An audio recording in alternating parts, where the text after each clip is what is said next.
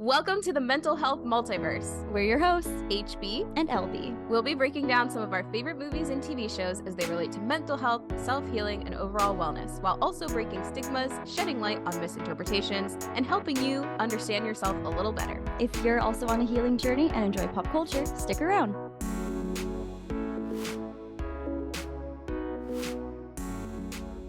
Hello, everyone, and welcome back to another episode of Mental Health Multiverse. Today, I'm very excited because we are talking about Kida from Atlantis. Two reasons why I'm very excited about this. One, I feel like Kida does not get enough recognition, enough acknowledgement for being the smart, badass warrior princess that she is, or I guess queen by the end of the movie. Spoilers. But also, this was Heather's first time watching Atlantis, which is so wild to me. And we watched it together, so it was really fun seeing all your reactions and stuff. And every now and then a funny thing would happen, and I'd look over at you to see if you were laughing. Yeah, you'll have to share as we go through what my reactions were to things. It was pretty funny. I mean, the first right off the bat, right when we pulled it up on Disney Plus, you were like, that guy looks intimidating, which I think you meant Milo. And then from the very first couple of scenes, you were like, oh my god, he's adorable. Yeah, what a little sweetie. What a little sweetie. I'll give a little abridged synopsis since I just saw it. I feel like it will be just my first experience watching it synopsis. Yeah. So Milo is a scientist whose grandfather raised him, and his grandfather was obsessed with discovering Atlantis and had all of this secret knowledge of how to find Atlantis, and kind of brought Milo on as a protege to help continue the legacy of finding Atlantis. And the reason that they wanted to discover it is because they think there's this incredible power source that's there that could help the world. And the action kind of starts right away. Milo gets recruited to help this group of people. I don't they're all sorts of different types of people. There's military people, doctors, mechanics, all sorts of people, this crew to go to Atlantis. And Milo is kind of awkward and bumbly, and he has nothing better to do because he resigned from his job because they aren't taking him seriously. And so they go on this adventure. They make it to Atlantis, and they discover that there are humans living there. And then the plot thickens when Milo finds out that the crew actually had more, they had not great intentions. They just wanted to steal the power source, and the power source was actually what was keeping the Atlanteans alive. And so if they take it back to the surface world, all the Atlanteans will die. And that's where the moral conflict comes in of that this is what we came here for, but also if we take it, all these people will die. So that's kind of the abridged synopsis of, maybe that's not abridged, it is a synopsis of no, I think you hit all the main points. Yeah, and Kida is an Atlantean, so she is the princess of Atlantis when they arrive, and she greets them with open arms and is very kind, and her father is no thank you, go away.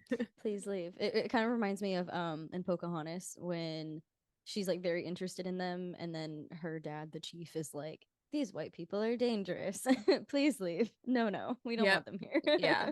On that same vein, I really like the diversity of this cast, which I know a lot of other people really like, and that's why a lot of people are gunning for this to be turned into a live action versus some of the things that are currently being rumored or may be coming live action. So this movie came out in 2001, the summer of 2001, so I would have been 11.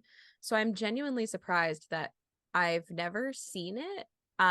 Same. Because I was 11 when it came out, so I feel target demographic of who would have seen it. I don't know how I missed it, but I'm very familiar with it, and I think especially just being in the nerd community and being in the cosplay community, I've seen cosplayers of Kida and of Milo. One of my favorite cosplayers, his name is Charlie Castle. He does like Dean Winchester. So that's like how I started following him, is because I'm obsessed with Jensen Ackles. So like finding a cosplayer who cosplays Dean is like, oh my gosh, love this guy. But he does a Milo too. And so that's cool. and yeah, so it's like there's a cosplayer who I follow who does like Milo a bunch. And I've seen Kida cosplayers at conventions, and I'm one of the weirdos who's like, oh, who are you cosplaying? And they're like, Kida from Atlantis. Like, how do you not know? Like, have you been living under a rock? I mean, truly it felt like that the first couple of conventions I went to, like, and saw. But now part of me is like, do I want to cosplay Kida? Maybe. That'd be super We'll cool. see. Yeah.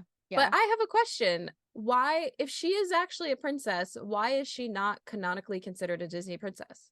I looked it up while we were watching, and it's because she's old. She's, as you put it in your notes, she's ancient because she's 8,000 years old, and they were like, this doesn't fit the princess criteria. So even though she's like legitimately a princess. Interesting. Yeah, I find that fascinating that she's like not canonically like one of the Disney princesses, but I guess you have to be like within a certain age range to be considered one, between the age of 14 and 18 or like 20 or whatever the oldest one is. Yeah, I feel like that is a very stupid rule. And just like Meg, I think she should be considered a Disney princess, and she reminds me a lot of Meg. But before I go into that, actually, I had a thought when you were like, I don't know how I didn't see it when it came out in 2001. I was 11. You know what else came out in 2001 around the same time? What? Shrek. Oh shit. And that's one of my favorite movies. And I feel like I just feel like poor Atlantis did not get its chance in the sun because it was eclipsed by the cultural phenomenon of Shrek. That makes a lot of sense, because Shrek was like one of my favorite movies. Like, it's like, not to shade to Atlantis. I like it a lot, but this is not a movie that I could see myself religiously watching over and over again, like with Shrek. Like, my sister and I, we would just sit and watch Shrek, and when it was over, we would like start it again, and we like knew every word, and like that makes a lot of sense. I'm glad you looked that up, because we talk about this a lot. Have you seen the other Shrek movies? Have you seen the sequels? Yes, I've seen all of the Shreks except for like if there's a series, I don't ask me about any Shrek series. I haven't seen like Puss in Boots or the like any of the like, I've seen all the like Shrek spin-offs movies. But any like spin-off I have not seen. I feel like I feel like they did something with the fairy tale creatures that I saw too, but maybe that was like a bonus on one of the DVDs or something. But it might have been. And I think there is a show on Netflix or like Christmas specials or something. Yeah, no, I like the main Shrek movies, I have seen all of them. But most of the spinoffs I don't think I've seen. I may have seen like the first Puss in Boots, but I feel like there are like hundreds of those now too. Like, I feel like I know that there's a Puss in Boots that just came out like this year, and I didn't see that, and I wanted to because Florence Pugh is a voice actor, like is one of the voice actors in it. But yes, so yeah, was and still am like a big fan of Shrek. Yeah. So that's my theory as to why this movie either isn't as well known as it should be, could have been, would have been. But then yeah, Shrek just came out and kind of blew every other animation from that year out of the water, I guess. But it is wild to me that like somehow, even still from 2001 to now in 2023, you hadn't seen it. That's so wild to me. Yeah, I love this. Again, like I mentioned in one of our other episodes, I love that sometimes we get this like very balanced perspective of like, you either haven't seen it or don't watch it as religiously as I do, and so I'm sure you notice things again that I may not have noticed. So I am curious. You gave a really good synopsis, but like, what were some of your first impressions? And especially since we're here to talk about Kida, because I like really pushed for this episode. What are your thoughts? I really like, my thing that you mentioned is that like I really appreciated the diverse cast from the get-go. Like I was expecting, I don't know what I was expecting, but for some reason I envisioned it more as like Milo going on some sort of solo adventure and it Mm. being this like world sweeping romance finding Atlantis. Like I didn't really know what to expect in that regard. I was surprised. I put this in my notes as well, but I'll just say it. I put this in my notes that I was surprised that Kida was introduced right away because I Mm. expected her to not be introduced until like way later in the movie as an Atlantean. So I was surprised when she was introduced right away, but then that was just like a memory, and then she is not actually fully introduced until halfway through the movie. So I was like, Yeah. I was right in being surprised by that because she's really not a character until much later. Yeah. So like that idea of like going on the grand adventure to find Atlantis was correct in my mind because I was really like, oh, she's being introduced right away. Amazing. That's great. And then she like disappeared. Or like it was just a memory or whatever. But I did like that we got to sort of like see her first with the hopes of like, oh, this character will come up again. And I really liked her first introduction that she heals Milo. Like that's the first interaction that they have is like Mm. she notices that he's bleeding and she heals him. So I really thought that was very sweet. And I kind of enjoyed their interactions. Like it wasn't, and I don't think like they never have a romantic, like it's not really a romantic relationship. Mhm. You Mhm. know, so to speak, like it's more like a friendship and a sense of like she is very fascinated by the fact that he can read this Atlantean script that she cannot, and that she kind of like could really use his help. Like she and her people could really use his help. And he is just so genuinely excited and fascinated Yeah. about her and her people. And so I think I really liked that dynamic as well. Yeah, it kind Um of reminded me of the live action Little Mermaid when they're bonding over like the maps and the knowledge or whatever. And that's what I really like about their relationship too is like you just said, she is amazed by him.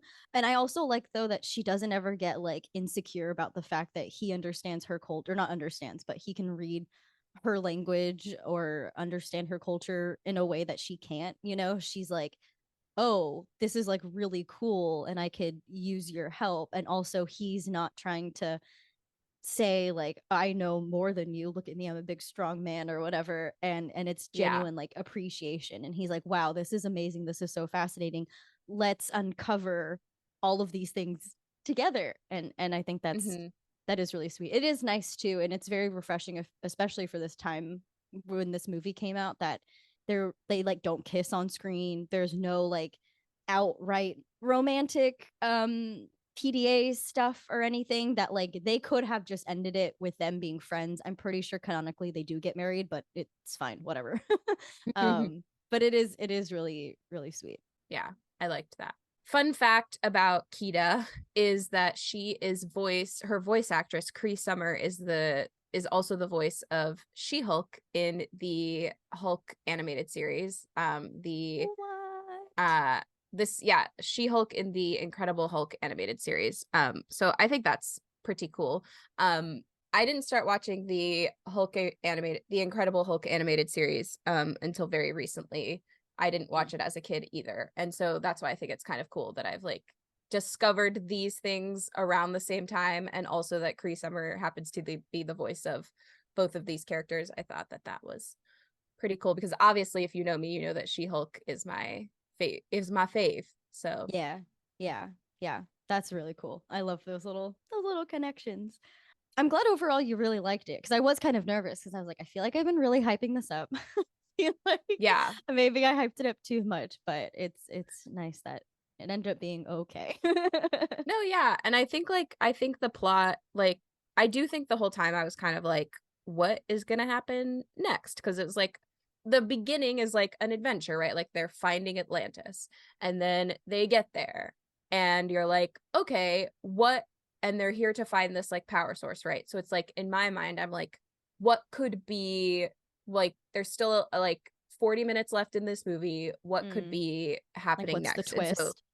yeah, like what's the twist? And I kind of saw the twist coming. I think I told you. I was like, I am suspicious of these people.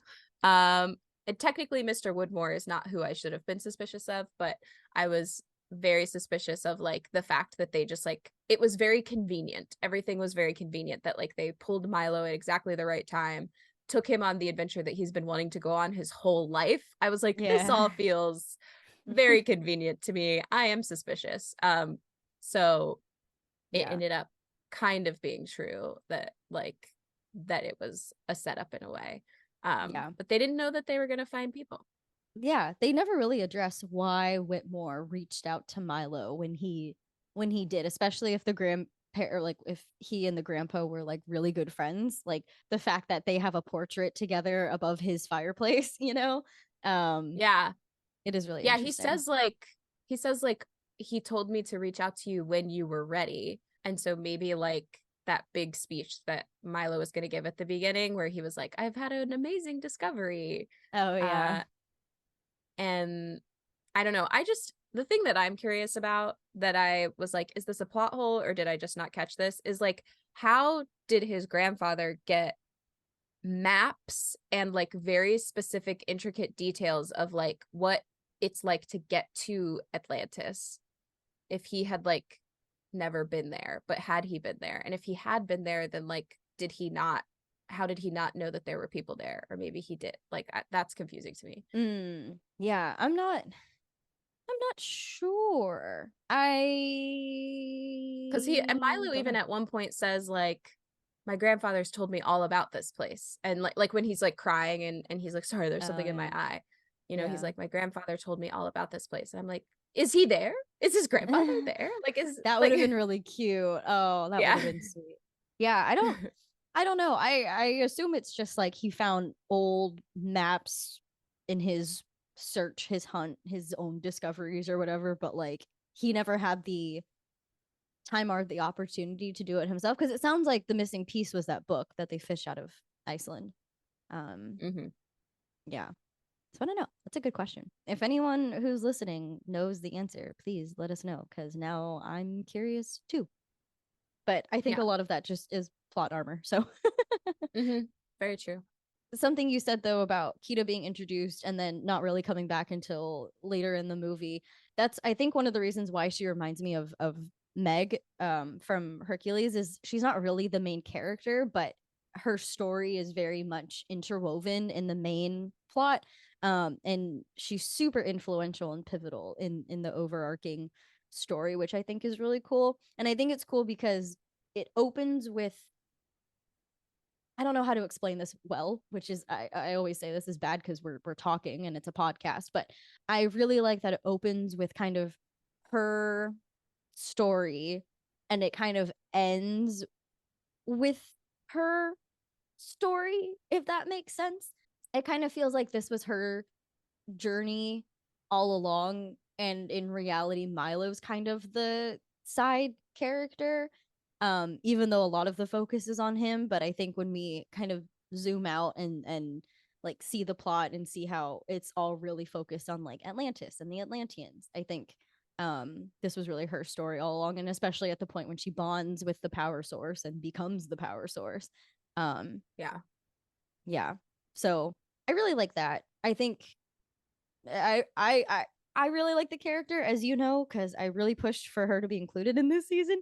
But before I get into all the things I love about her, off the bat, based on your initial experience and watch, what's your impression of Kida, and are there any things that you were like drawn to about her in this watch through?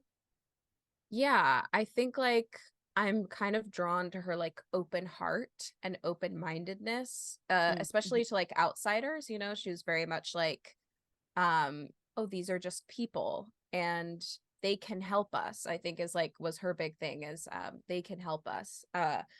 And and I also really liked seeing that she is like a big fighter because it's like not only is she kind and open-minded, but when push came to shove, she was like, I will fight for myself and my people too.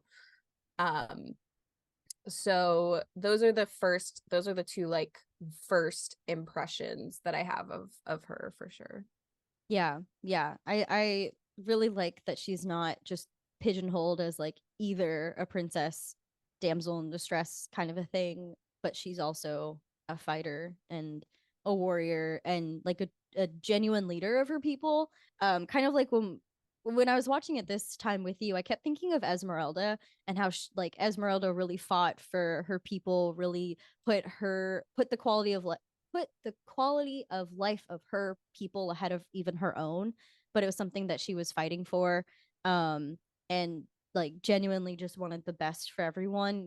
What really stood out to me was when she's talking to Milo and he's like, it's amazing, like we weren't expecting to find like a living thriving society, and she's like, we're not thriving, yeah, we're living. And even the conversation with her dad, the king, and I think it's it's refreshing seeing such a strong-willed character who can also be soft and value quality of life, not just for themselves but for other people.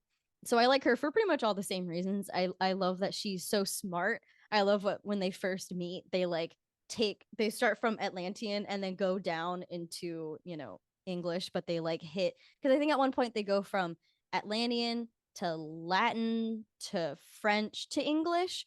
And I think it's pretty cool that she's multilingual. Yeah. Yeah. Yeah. I really like how she's like literally a warrior princess. I think my only, I don't want to say critique, but like my only note or my only like, I don't love this part is when she does become bonded with the crystal and then she just is kind of like a statue for most of it. Like when they're trying to rescue her and she's just like in that metal container. And it's very clear she could break out at any point, but for some reason she doesn't. And I don't know if that has anything to do with like right before she gets floated up into the crystal, she like tells Milo, everything's gonna be okay. I don't know. Question marks. I have question marks about that. Yeah. I didn't really think about that too much. I just assumed that like the crystal had full control over her after that. And Mm. it wasn't until like she was placed on the part of the stone that was like that looked like the eye, um Mm. that like all of that like she was able to like fully blossom and then be released. I don't know. Yeah, maybe. Yeah, I also like this is going to go back to like animation style and a critique that I have of the movie in general. I do think that it was a pretty diverse cast in terms of like, the types of characters who they had, and the mechanic girl whose name I don't remember, she's like Latina, and then there's Aubrey. Aubrey. Yeah, she's Latina, and then the Dr. Sweet is like a big muscular black man, so I kind of like that, but I do think that I was gonna well, say he's black and indigenous because ah he was talking it's when they're around the campfire and Milo's like asking them about their stories or whatever, or why they do what they do, how they came into the professions that they did, and he pulls out a photo of his dad who I think was fighting in a war, and he met the mom who was, and I don't remember which tribe she was part of, but anyway, mentions it at some point. And so oh, he okay. like pulls out a necklace and shows that like he learned a lot of it from a witch doctor, he says, or a shaman, and then he got enlisted into the military, and that's where a lot of his professional doctor skills came. Yeah. And I absolutely like I love that, but I do think that all of the women in this film are depicted in a very specific light. Like even Aubrey, who is a little more of a tomboy, um uh is still kind of like in this like, even though her clothes are baggy, it's still like a very like thin waist, curvaceous, like feminine, quote unquote Mm. feminine body, right? And then you've obviously got, now is her name Hilda or Helga Sinclair? I think Hilda? it's Hilda, I think. Okay, because near the end I was like, did he say Helga? Did I have this wrong the whole time? But anyway, the Sinclair woman, who like when she first appears to Milo, I thought that was hilarious because she's just like the sexy woman in his room, and he's like, "What are Yeah. you doing here?" I was like, "This is amazing." Oh, And excuse I think me. it's It like is Helga. I'm sorry. okay, Yeah. Anyway. Okay. Yeah. Because I first heard Hilda when she introduced herself, Hilda St. Clair, but apparently it's Helga. Anyway, um, so anyway, she first appeared, and I think it's like fine to have like a seductress sort of character or whatever, but I do feel like with the way that Kida is also animated, or I think there's just like a lot to contribute to what we talk about on here sometimes about like the depiction of animation style of like quote unquote Disney princesses, and that like unrealistic beauty standard that they kind of can hold sometimes, because she is wearing very revealing clothing and has a very small waist and all of that kind of stuff. And I'm not going to say, like, again, it's like I'm not body shaming an animated character by any means. I do just think that the animation, it contributes to that sort of societal standard that we've talked about before about the Disney princesses and how their bodies are shaped, kind of like Yeah. may affect us on a subconscious level. Yeah, definitely. It's interesting too because I remember while we were watching this, I looked something up and I found like maybe it was like a Disney fandom wiki page or something, and they mentioned that the animator of Kida really wanted her to look different than the princesses we had seen up until that point, and like make her stand out in a different way, also to make her look strong and not like a damsel in distress, because I guess this animator recognized too that most of the female characters in Disney movies were just like, oh, save me. Although as we've talked about, that's not entirely true. But Yeah. I hear what you're saying. I do think the Helga, I keep wanting to say Hilda now. I think the Helga character is really interesting in the same way that like Kida is multifaceted. It's interesting that like our first introduction to her is she's like wearing this really interesting dress, and like even the music, it reminds me a lot of oh my gosh, Jessica Rabbit, I think. Yes. Yeah. I thought so too. Yeah. And then the next time we see her, she's like in, um I don't know what you would call Military. that. Yeah, Yeah. military garb, and she's got like a gun holstered, and she's like playing around with the gun in her hands, and she's this like kick-ass bad bitch. And I'm like, yes, go off, queen, I Yeah. guess. Yeah. Yeah. I do like that. I do. Again, I'm not trying to, like I say, like I'm not trying to like body shame any animated character. I do just think that like all of the women were animated. I think that more diverse bodies within the women would have been nice because we had a lot of diverse bodies within the men. Um, Yeah. so yeah. Yeah. And I hadn't noticed it until this watch through though, that the character of Mole is kind of interesting, that he's the rounder of the crew, and he's depicted as being really dirty, for lack of a better word, and he has like Yeah. flies around him all the time. And I don't, now that we have done this podcast and you've kind of opened my eyes to how different bodies are portrayed and perceived in media, I was like, oh, I could see how that contributes to the whole like larger, rounder bodies are gross, even though that's not like an outright message and they do love and genuinely care about him, but like they don't hug him. There's Yeah. flies It's flying like around him all the a time. running joke. Yeah, it's like a running joke throughout the whole thing that he's like kind of gross and kind of a nincompoop, and like they love him, but he's an idiot. Yeah. And he's Yeah, just it's like like really weird. Yeah. yeah, it's funny how like his obsession with dirt is like portrayed as kind of weird, but then Milo's obsession with language, dead languages specifically, and quote unquote gibberish is like kind of cute and endearing and whatever. But that's Hmm. just, I don't Yeah. know. What were some themes that maybe stood out to you? That's a good question. I didn't actually write any down while I was watching, but upon reflection, I would say that teamwork is a big theme here, Mm. Hmm. and like camaraderie, I would say.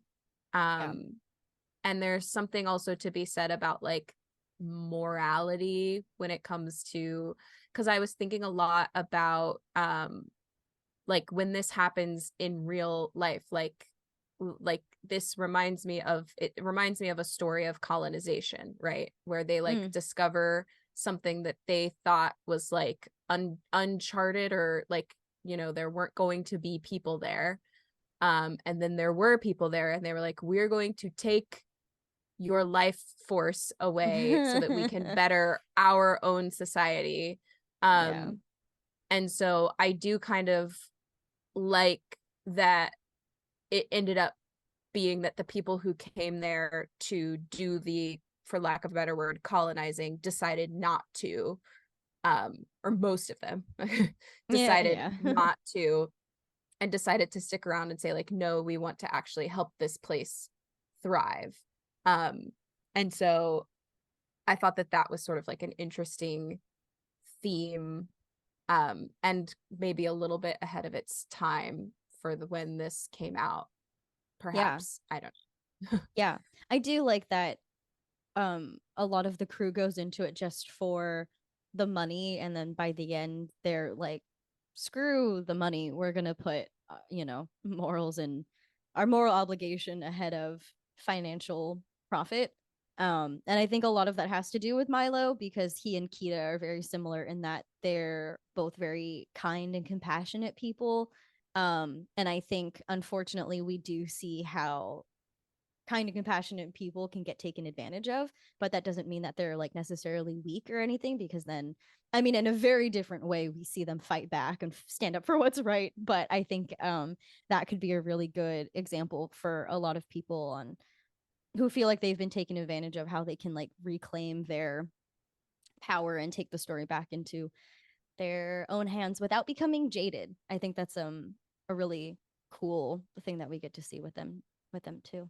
Yeah. And I like what you said about like friendship and camaraderie. I do think community is a big theme of the movie. Milo finding his quote unquote people, and then Kida really looking out for the betterment of her community and civilization and people.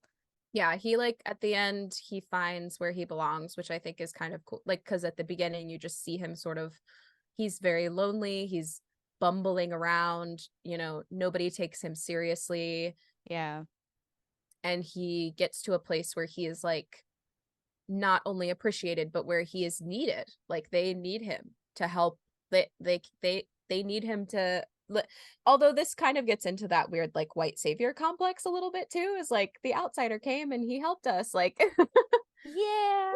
Yeah, I think it's definitely a gray line. I feel like it's not as outright as, because I feel like, how do I say this? I feel like the civilization would not have failed without him, right? Like even though they yeah, weren't thriving as Kida would have liked them to, they were still surviving.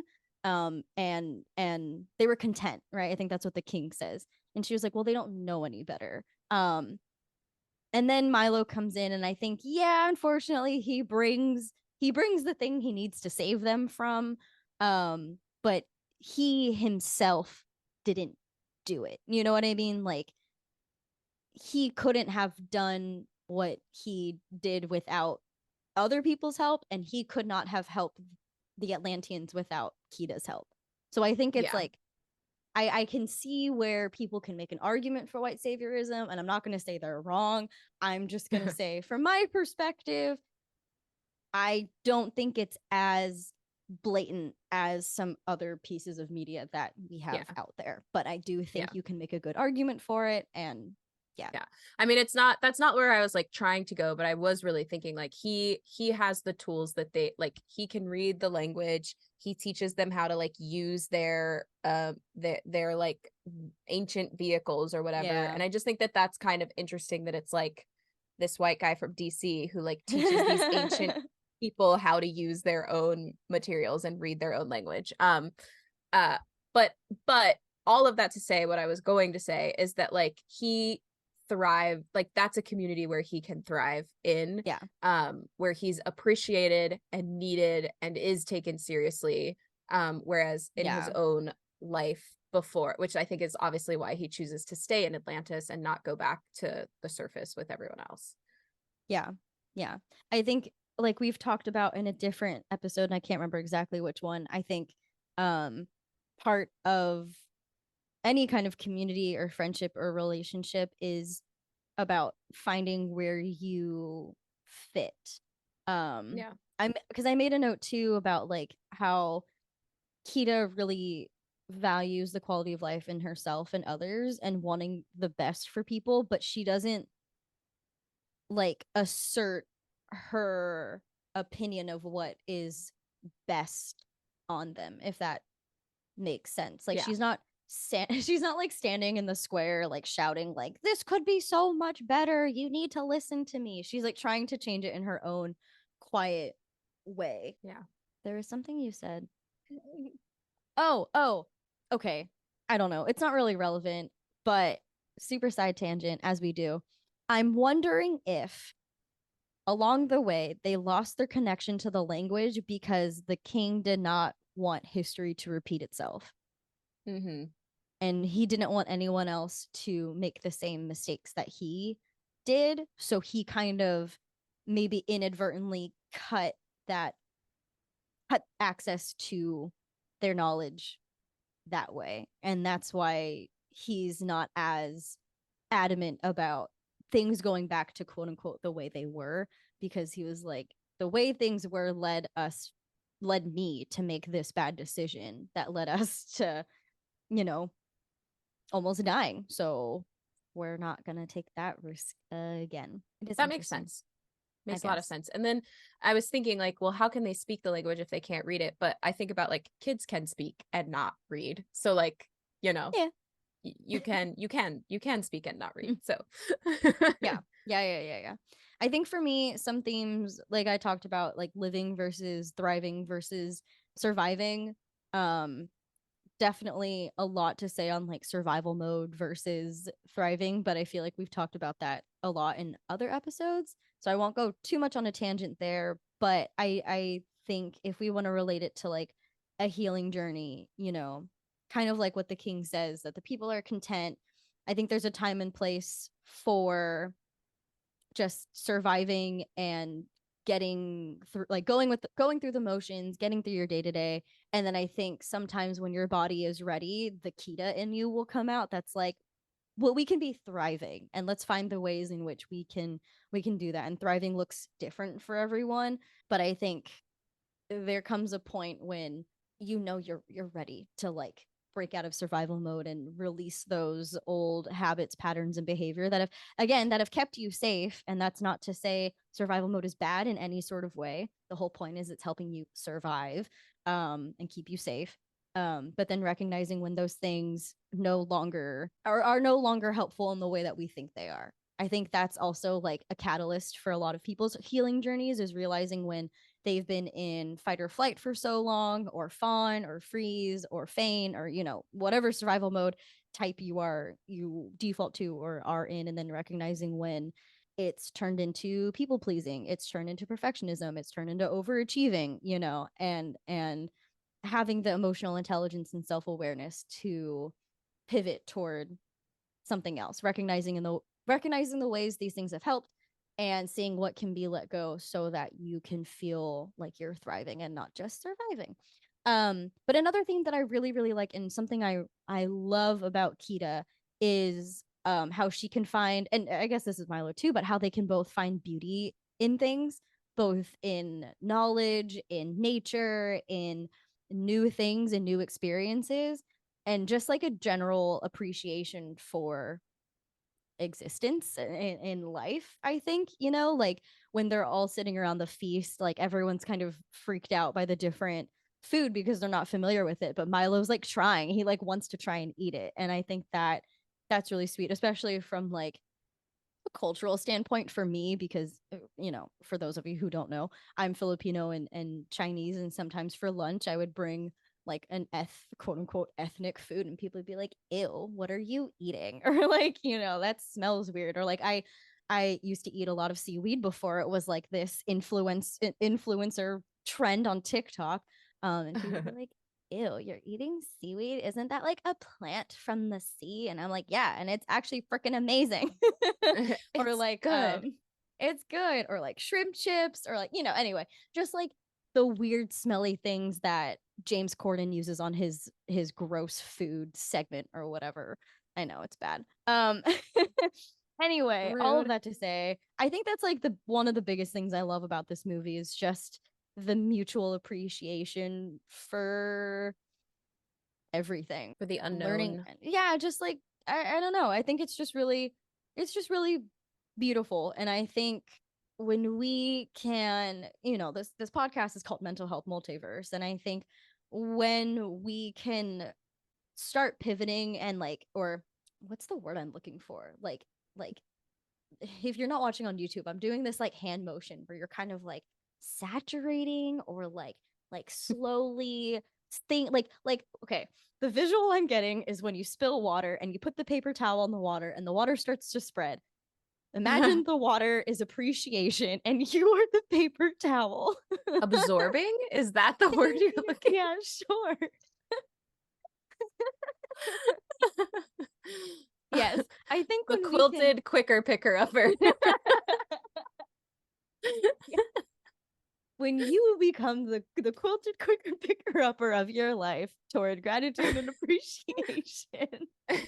um so I think when we can just find appreciation in our lives, in whether they be the little things or the big things, and putting those in quotes because that's all relative, I think it can like really drastically improve our mental health. And I'm not saying that like appreciation and gratitude is going to fix anything, but I do think it is, and it's been scientifically like proven. There is a lot of research on how those things can significantly improve our life. And I know, at least for me, in my experience, I witnessed it firsthand because, as a lot of you know who are listening, like I grew up in a very toxic childhood environment where like my parents just complained about everything. Nothing was ever good enough. Like their life wasn't good enough. I wasn't good enough. And as I got older, that's definitely the lens through which I saw life through, was like nothing is good. There's always something to complain about. And so I would complain about everything. And it wasn't until I got tired of hearing myself do it, and I got tired of being dissatisfied with life, and I made like a really big effort to try and appreciate living. Because I think another thing too was I grew up believing, you can't be satisfied until X, Y, and Z. You can't start living until X, Y, and Z, whether that's getting your high school diploma. Okay, now you got to get your degree. Okay, now you got to get the big girl job in that degree. Okay, now you got to work until you get to retirement. Okay, and then after that, you should have a family, and you should have like the shoulds and The milestones, the yeah. milestones, exactly. And so all of that to say, I grew up feeling like I could never be satisfied until. And then through my own healing journey, through therapy, through coaching, through reading a lot of self-help books and stuff, I especially the book by Brene Brown called Gifts of Imperfection, which I love, and I gift it to almost everyone I know if they're open to it. It really turned around my mindset that we can't wait to stop living. We're living right now, even if we don't feel like we've hit those milestones, if we ourselves feel like we're not quote unquote ready or good enough or whatever. It's all about living your life as you are now and not what you wish it should be or when it should be or blah blah blah blah. So all of that to say, a very long winded spiel about how I just love the two main characters in this movie, and especially Kida, just being, like you said, very open-minded, open-hearted, and I think we can learn a lot from them. Like I saw this post that was something about, I posted on my Instagram stories about how like I love learning more about myself, like the different textures I like to wear in my body or the different like flavors of yogurt or whatever, and I think that can be a very beautiful mindset to go through life with, of just like there's so much about ourselves we've yet to learn, or there's a lot that we may unlearn, which is cool. So like you said, kind of that appreciation of the unknown and just kind of taking it as it comes, can be really special and beneficial to our overall wellness. Yeah, I agree. Yeah. Was there anything related to fitness? I know we talked a little bit about body image, but like fitness, the fitness journey at all? Not that I can really think of after a first watch. Like normally I'm sort of like, oh, I can relate this to the hero's journey or whatever. Mm-hmm. Mm-hmm. I do think there's a couple of instances of things happening that are worth noting. Like the like I think it's Mr. Woodmore, but I kept getting Mr. Woodmore and Cookie confused because they looked exactly the same to me. So but at the very beginning, Mr. Woodmore, I think it's him, is doing yoga, and he's like, Yes. Yeah. he like, that's Mr. Woodmore. Okay, yeah. So he's like upside down and doing all these yoga poses, and like, you know, Milo shakes his foot because he's upside down instead of his hand, and like all of that kind of stuff. So I just thought that was pretty funny and interesting that they included him, like specifically said that he was doing yoga. I thought that was pretty interesting. And then I also really liked that that Dr. Sweet was like a chiropractor in this way, that's just sort of like touches you and you are suddenly healed. If only it really worked that way. I have actually been to a chiropractor that like moved my body in such a way that I was like, I am healed. But that's like, I was much younger then too, so like probably wasn't anything too crazy happening. But it was actually when I worked at the movie theater, and I would pick up like these like 50-pound bags of popcorn kernels, and I think I like did something to my back, and my mom, who used to be a massage therapist, like took me to the chiropractor in her in like where she worked, and he like just like twisted me. It was like shoop shoop, and then I was like fine.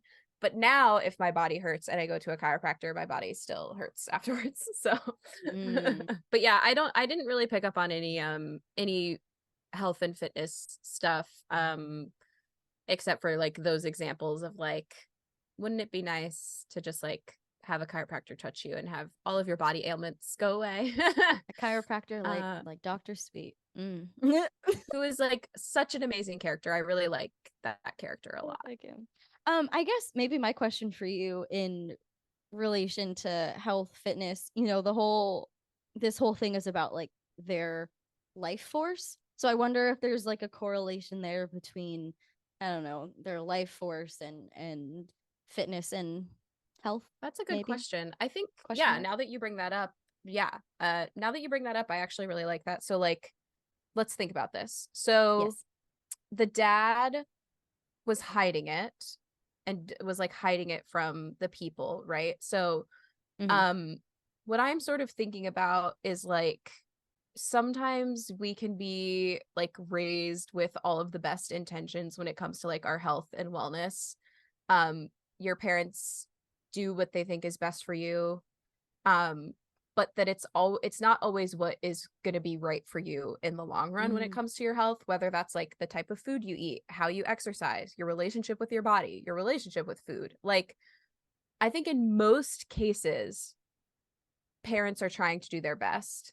In some cases parents are trying to not make the same mistakes that they did, that their parents did, or that they like. I know in some very extreme cases, a lot of people who grew up in a household where their parents commented on their bodies a lot and made sure that they ate a certain way is because the parents had a fear of the children having a non-societally accepted body, right?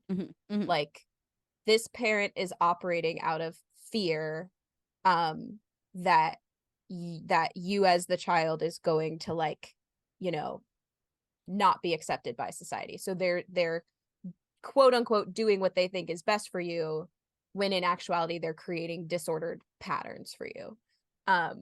And so that could be one way to look at it, is sort of like, of course, the king had the best of intentions from hiding this life force and saying like, we don't want this. I don't want you to repeat the same mistakes that I did. When after they embraced the life force, it helped Atlantis thrive, right? So I think in some ways you can think about it that way, of like, maybe your parents had the best intentions in the way that they raised you or discussed health, wellness, fitness, all of that with you, but it's not until you figure out what really works for you that you'll be able to thrive in that way. And so like, if you specifically think about it in that way in the story, I think that's how it could go. Now, if you take out her dad hiding it in the first place, you can also see the life force as sort of like your own desire to take care of your mental and physical health too. because sometimes we're also just like not taught that, or we have other priorities, right? It's kind of like what you were talking about with like getting out of survival mode, right? And like deciding to thrive. There is something similar that can happen when you're when you decide to like take care of your mental and physical health. Like it can also help you thrive in ways.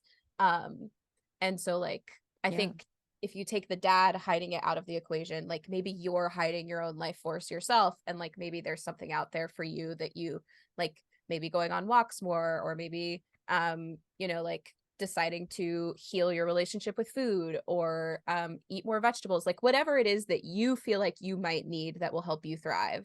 And that's not something that like anyone else can tell you besides yourself.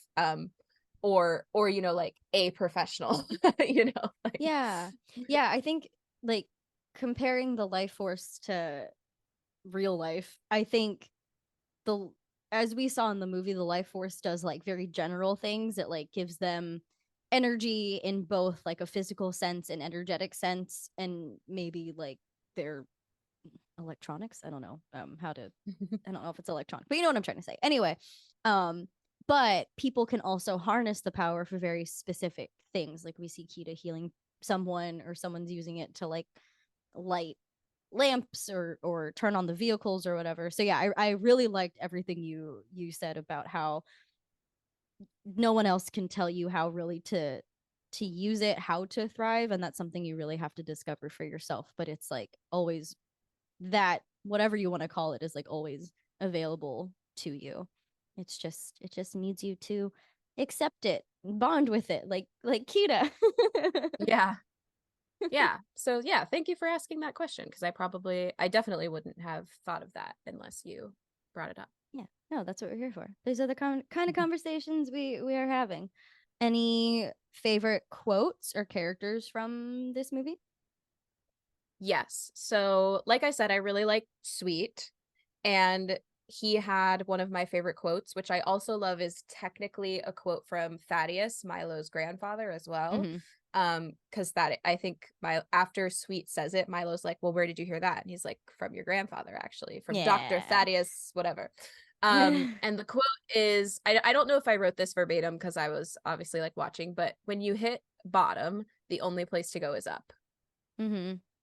Yeah. And you know, sometimes bottom just keeps bottoming out. Like you think you're at bottom and then something happens and you're like, wait. So I do think that, like, you know, try not to be pessimistic in any way, shape, or form, but like just knowing Mm-hmm. that like when life gets you down, like the only way to go from here is up. Yeah. But to be perfectly honest, just because I know like from my own experiences that I'm going through right now, like I felt like something happened in my life that I thought was bottom, and then something else happened that was also really bad, and then I was like, oh no, universe, like this is not good. So the maintaining the feeling of optimism and that things are going to get better is very important, even if bad things keep happening. Yeah. And even though the quote makes it sound very linear, I think obviously taking the quote as it is can be helpful depending on the experience, but the reality is that like it's not just a straight line to the top, that there's going to be like dips and curves and plateaus and whatever. But I think if we just can keep our vision upward in some kind of way, that can be very, very helpful. I do like that quote too. I like Sweet. Yeah, He's very sweet. he is sweet. Would you say then that he's your favorite character? I do think, like, of all the side characters, I think he's my favorite. Um I really really like Milo. I came into this having like zero expectations of who Milo would be as a person.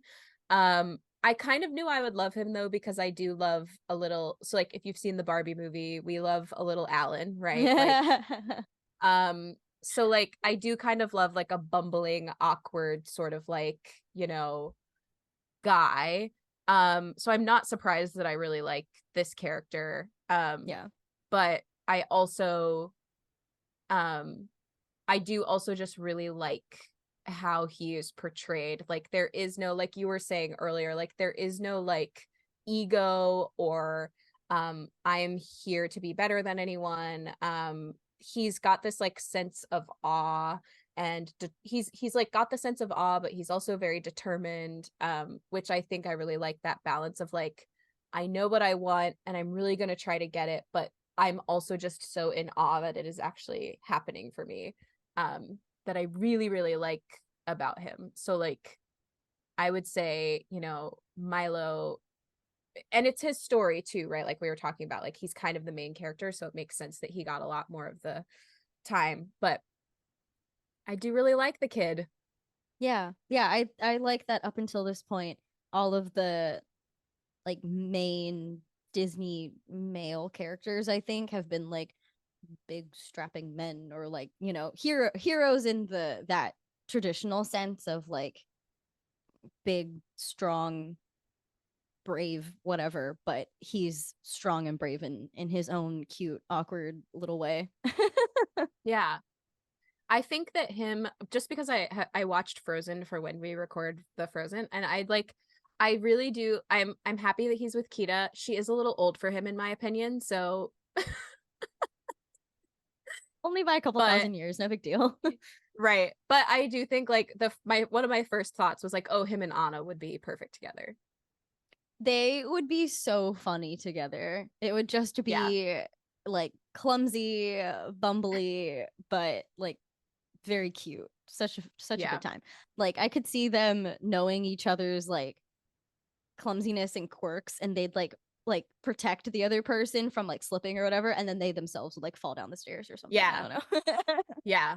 Exactly. It's almost like, and perhaps this is true, like it's almost like Hans was like modeled after Milo, because when you first meet Hans, he's also kind of like bumbly and weird and a little bit Oh awkward, yeah. right? And so Yeah. it's like, Disarming in that way. oh, Mm-hmm. yeah, did they pull Hans's like fake personality from Milo?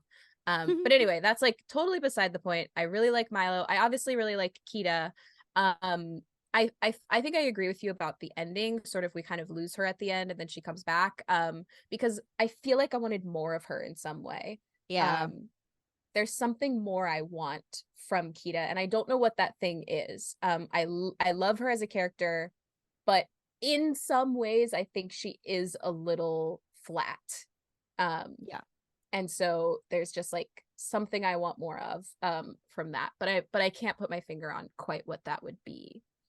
No, I agree. And I found a Reddit thread about how the one of the reasons, or one of the theories as to why this movie wasn't more of a hit that it could have been, was I guess it went through like a very strenuous editing process, and it was very much like, I have to find that thread and I'll link it. Like I need to do more research into it too, because I think they made a documentary about it, but I guess there were a lot of Oh, like there was a lot of trimming involved, and so I wonder if some of the things we lost were more around Kita's development and character, because I do think while she is multifaceted in the ways we talked about, I do think that we kind of lose it by the end, and I feel like we miss something. She goes from like being this kick-ass person who's like literally kicking ass and taking down all these people with guns, and then all of a sudden nothing until the end. Until the yeah. end, and then she's like helping her society thrive and blah blah blah blah, which is pretty cool too. But yeah, there's like a weird jump, and I am with you that as much as I love this movie, and I'm really glad we got to talk about her, um it could have been just a smidge better, even though Yeah. it's still pretty good. Yeah. Yeah. What about your favorite quotes or characters or whatever? Um, I think my favorite quote is the same. When you hit the bottom, the only way out is up, or the only way is up. Um, I will say, like, I also don't think that this movie is very quotable, to be perfectly honest. no, it's not. I It's mean, there's not. some There, funny lines. There are some funny lines, but like you and I, we try to look for those deep quotes, right? And yeah. I think another quote that really stood out to me that I loved was when Kida is about to show Milo the underwater like mural or whatever, and she talks about how like um the ocean beats against them like rocks, and every year part of them is like Mm, taken away or whatever. And I just thought mm. that was super deep, but I have yet to put into words.